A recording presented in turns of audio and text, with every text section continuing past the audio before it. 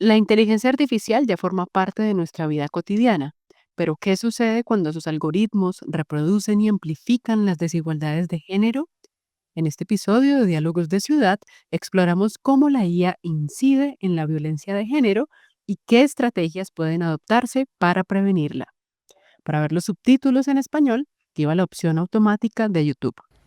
To our audience, welcome to the podcast Diálogos de Ciudad, an initiative of the Observatory for Women's Equity at the Universidad de CESI and Fundación WW Colombia. In this space, we reflect on key issues that impact the lives of women and communities, offering a critical and informed perspective. Today, we will discuss gender-based violence and artificial intelligence. Artificial intelligence is increasingly present in our lives, but what impact does it have on gender-based violence? How does it perpetuate inequalities, and how can be a tool address them? For this conversation, we are joined two guests, experts on this topic. We are really happy to be here with you. So I panel you introduce yourself and share a bit about your backgrounds and the connection to the subject. So Sarah, please, can you introduce for our audience? Yeah. Hi, I'm Sarah Amos. I'm based in Brooklyn, New York. And right now I work with Humane Intelligence. We're a nonprofit that creates a community of algorithmic assessment. So what that means is we try to make sure that all of these AI systems that are ever present in our lives reflect the lived reality of the people using them. A little bit about my background. I've actually been in the space of AI for, over a decade. But I originally started off as a journalist, and I think I take that lens to it. So not just solely trusting, the outputs of an AI system, but also trying to marry that with human expertise. Before this, I have been a product manager at two startups, ones that either detected misinformation or did breaking news detection. And I previously was a product manager at Twitter, focusing on civic integrity to ensure elections are safeguarded against some of the harms either from AI or from social media as a whole. Thank you, Sarah. Welcome. So, Theo, please. Sure, it's so great to be here, and thank you for having us. My name is Theodora Skeadas, but all my friends call me Theo, and I live in Cambridge, Massachusetts, and I'm the chief of staff with Humane Intelligence. I work closely with Sarah. I support all of our programming and our different initiatives, including on red teaming events, which we'll talk a little bit about, as well as our algorithmic bias MT challenges, which we invite everyone globally to participate. And I also have a background in technology policy. I too worked at Twitter previously. I worked on our global policy team, and before that I worked in the national security space, and before that I worked in the international development ecosystem in the Middle East and North Africa. And I'm based in the Boston, Massachusetts area. Okay, thank you. Thank you for coming to us. Before we dive deeper into this topic, I'd like to learn a bit more about you, to your gender experience with AI and gender. The technology is really transforming our lives. These challenges are really significant in the last years. And in your professional journey, was there any moment that you realized that impact of this artificial intelligence could have a gender issue? So I like to ask both of you, when was the first time you became aware of the impact of the artificial intelligence could have to gender learn? So Theo, maybe you can start. Sure, yeah. So when I worked at Twitter, part of my role involved looking at the issue of technology facilitated gender-based violence. So I read a lot of reports from civil society organizations and looked to better understand this overview issue so that we can improve our policies and our product to more meaningfully address the issue. I also facilitated the day-to-day operations of our Trust and Safety Council, which was Twitter's largest public consultative body, made up of about 80 civil society organizations globally. And this was an issue that was brought to our attention by nonprofit partners. But it also affected me personally in 2021, I ran for city council in Cambridge, Massachusetts, where I live. And I saw firsthand how easily harmful, untrue narratives could proliferate online and how difficult they were to combat. So the issue of technology-facilitated gender-based violence, in particular as affected women in politics and public life, is one that I observed personally, and it was a sobering realization. Okay, well, and Sarah, please. Yeah, so I would say in my experience with it, it's starting off anecdotal, and then over time I realized that it really is a systemic problem. So beginning in my career as a journalist, I was on social media all of the time for news gathering purposes. Nowadays, you would even call it folksint, open source intelligence. And I just noticed time and time again, that often women journalists, particularly women of color journalists, would post screenshots of some of the content that was being sent to them, directed at them, all forms of harassment, and especially very disturbingly physical threats and even like sexual threats. And I noticed that, but it perpetuated even in the early aughts onwards, and only is it now that, more research has been conducted and I'm taking a look at it more, I'd say, systematically through being focused on tech-facilitated gender-based violence, TFGEV, at Humane Intelligence. The stats support it. It's rather crazy. If I have a moment, women journalists experience harassment 27% more often than male journalists in the field. And UNESCO has done a series of reporting, the report The Chilling, that talks about 73% of female journalists report having experienced harassment. About a quarter of that is physical threats. And then even more alarmingly, about 18% of those are sexual in nature. And of course, like many harms offline, online, it's intersectional. So the Black, Indigenous, and women of color journalists are 34% more likely to experience this harassment. And so I'd say it started off as personal. I was really fortunate that I never really encountered it. I wasn't probably as prominent. As Theo mentioned, it often is something that women in the public eye are subjected to at a much higher rate. Although we've seen through our exercise this past week and your various red teaming efforts that women of all backgrounds do face a higher rate of online gender-based violence than men do. Well, yes. Okay, we know that artificial intelligence is not neutral. Is fueled by data that reflect historical inequalities, and in many cases perpetuates and amplifies those inequalities. Of the most well-known examples is a biased automated hiring system. Case how the originated were algorithms have fabric mechanisms do the equivalence in historical data.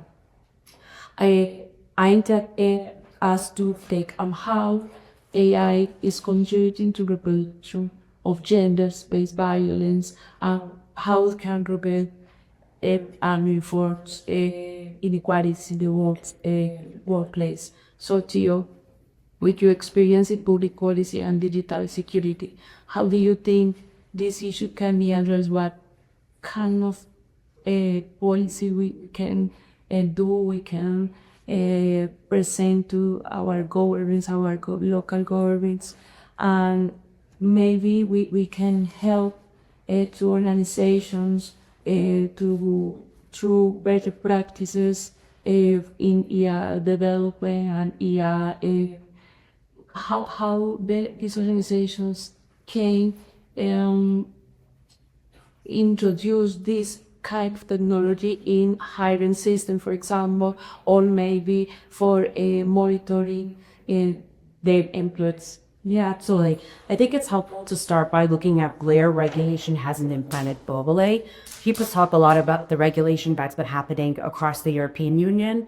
So the Digital Services Act and Digital Markets Act package is a really widely discussed regulation, as well as the EU AI Act, which implements a series of risk assessments with prohibited practices, a certain threshold of risk, and then certain regulations that get imposed at lower risk levels. And so risk assessments is one traditional way. It's not perfect, it's not comprehensive, but it's one way of looking at how AI systems can be evaluated for potential harm and where they can be modified or prohibited if the practice is considered dangerous. In Australia, we've seen with the eSafety Commission's guidance, a big focus on safety by design, which means creating systems with safety embedded in all stages of the process. In Latin America, we've seen quite a bit of regulatory progress in Brazil in particular. And in the US, we saw some progress with the AI Bill of Rights, which really focused on pro-social implementation of AI systems in government, and followed by the executive order that cemented this, really focused on thinking about how AI can be used to serve the public in a holistic way. However, with changing political priorities now in the United States, we're seeing a lot of this scaling back. And so in the US, we've seen a shift from national level regulation to state level regulation, where states may still have the opportunity to move forward legislation. For example, in California, there's going to be focus on deepfakes. So last year, California passed a pair of bills that specifically looked at AI in the electoral space. And as Sarah mentioned, a lot of just targets women in particular. And so deepfakes overwhelmingly target women in politics and public life. And so prohibiting deepfakes or putting guardrails around AI generated content like watermarking, where labels get applied so that folks know that they're looking at artificially generated content, can be really helpful. And a few other areas of regulation, in addition to risk assessments and watermarking, can include a transparency requirement. So where AI companies are providing insight into how the models are being created and how they're producing certain outputs, so that there's more explainability, as well as regulation around competition in digital markets. We're seeing increasingly a lot of consolidation, which is undermining competitive landscapes. Folks also talk about data protection and privacy as other areas, and companies can participate in these by taking up these initiatives independently, but regulation can be helpful for lifting this upper. Okay, thank you. Another concerning issue is the bias in facial recognition. A study has shown that these technologies often have higher error rates when identify women, especially racialized women.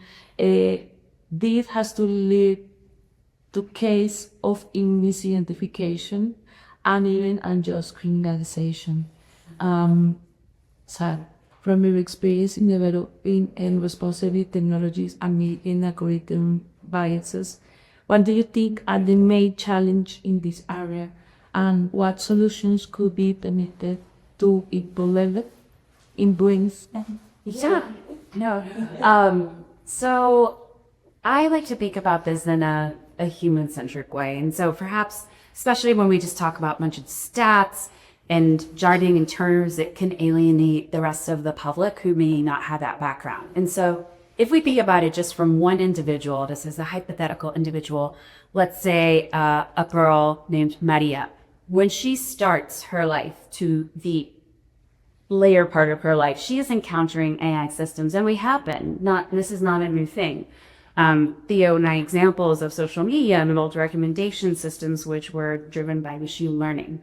Now you're in an era of generative AI, and of course there's even more concern. But across the different types of machine learning, AI, Gen AI, there are promises, but there's also the jump shoes, but there's also a lot of areas where it can be problematic. And so I think it's just helpful to illustrate. So as you mentioned with facial recognition, let's say Maria begins her schooling, she's doing online Zoom classes, and her virtual school involves a facial recognition attention reader. So it's trying to gauge engagement of students based on their facial recognition in the online schooling. current stats of UNESCO, children of color have a 35% higher error rate when analyzing engagement compared to their peers. When we look beyond just facial recognition, other types of systems, other AI education tools and softwares, they will often assess girls' contributions as less substantive. So for an example of two responses where it's identical between what a young girl versus a young boy submitted, and UNESCO has that girls' contributions were rated 21% on average less substantive. And so as you can see, at an early age, that really determines the course of a young girl's future, and she'll often be pushed into less challenging courses. Let's say many of us older, she's applying to colleges. Predictive analytics, perhaps for admissions into universities or even receiving financial aid, they can also be biased because they are reproducing historical patterns. So let's say if Maria in her high school also did community service work as opposed to sports, well, UN Women found that there are typically 27% fewer opportunities for girls compared to boys when AI matching systems are used for admission, because they are traditionally weighting higher activities that are more commonly associated with boys. And as we look older, as she is graduating from college and entering into the workforce, we have automated job matching algorithms, we have recruiting tools that leverage this, we have even salaries can be determined by these AI models. And with this, women are about 30% more likely to be recommended for administrative or support staff roles rather than maybe more strategic or management roles. And also when we look at women of color, again, with facial recognition, or even things like name pattern matching, women of color have 31% lower callback rates. And so my point in mentioning all of these stats is just to say, in this case, Maria, from her earliest age to becoming an adult, has been impacted by these AI systems. And I think the biggest harm from them is, yes, the bias that is present at all stages of the AI development life cycle. And when I say bias, I don't even just mean how we use it casually. I mean, even in a scientific sense, where the sample set of data does not reflect the reality. That bias is embedded in the data that was collected to train the AI system throughout the process of developing the model. You know, we tend to see this because often, historically, the groups of people who have been developing these models tend to figure it mostly male, often white. We do have, other ethnic representations. However, there may be less likelihood for them to notice, this is an abnormality, whereas if you have more people with different experiences, they can more easily identify, something looks amiss here. And so even post-deployment, that's where having guardrails put in place can be helpful. So I say to answer your question of what can be done to mitigate these risks, I think it's a couple of things. Of course, there's, regulation, as Theo mentioned, as an enforcement mechanism, but I'd say the actual things that need to be happening are requiring diverse training data. So making sure that it is varied and it's not biased overly to a certain sample. Impact assessments, as Theo said, where it's important to not just think what is the overall outcome, what the overall accuracy rate, but looking at it in a subsection. So before deploying the model, making sure that an org can conduct and publish their impact assessment per marginalized group. Because often what happens is the teams will look at the overall success rate, but not necessarily how it impacts specific groups. And lastly, I would say that impact assessments alone, as Theo alluded, are not perfect.